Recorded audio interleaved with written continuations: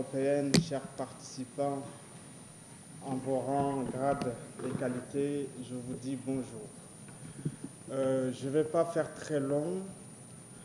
Je voulais simplement vous dire qu'on va passer une très belle matinée parce que ce sera une matinée de solutions face aux contraintes fortes à la mobilité dans la région de Dakar. Et je voudrais rappeler quelques chiffres qui montrent la voie, pourquoi nous sommes là, pour mieux vivre ensemble, dans une ville avec une qualité de l'air améliorée, une ville qui va être performante économiquement dans la compétition des grandes villes africaines, et une ville qui va être inclusive avec des infrastructures résilientes au changement climatique.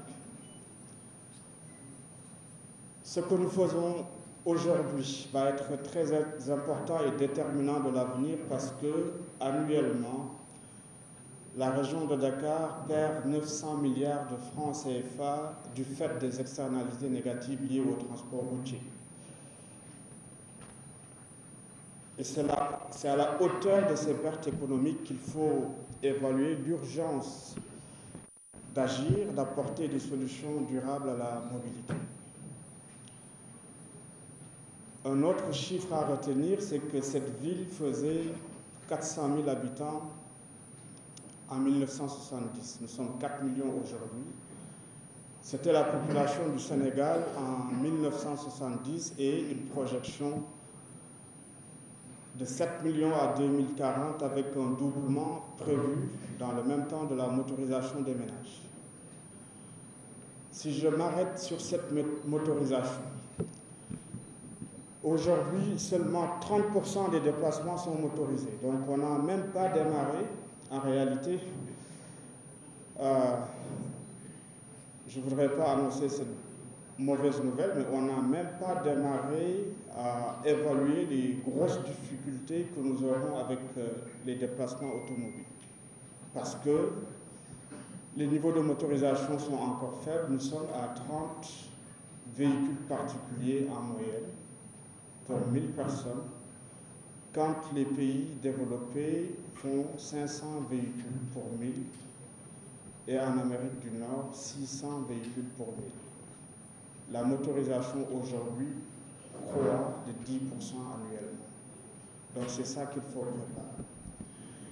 Et je voudrais terminer par dire qu'il n'y a pas d'option pour Dakar. La seule option, c'est d'opérer un changement de paradigme en privilégiant la mobilité collective et active. La mobilité collective, parce que c'est le seul moyen de répondre aux exigences d'une capitale viable et vivable. Je disais, on est seulement à 30 véhicules pour 1000, des pertes économiques de 900 milliards annuellement et une fonction circulatoire, ça veut dire des espaces aménagés du réseau routier qui ne couvrent que 15% de nos superficies, au lieu de 30 à 40%. Ça veut dire que nous avons très peu de possibilités d'extension de ce réseau et le territoire ne peut pas se développer vers l'Est. Combiner ces facteurs expliqueront en fait les objectifs déterminants de cette journée, présidée par Monsieur le secrétaire général, Monsieur Bambassi. Et je voudrais remercier tous les participants, toutes les parties prenantes de ce projet qui ont apporté des contributions déterminantes depuis la phase préparation jusqu'à cet atelier de lancement. Voilà ce que je voulais dire pour vous souhaiter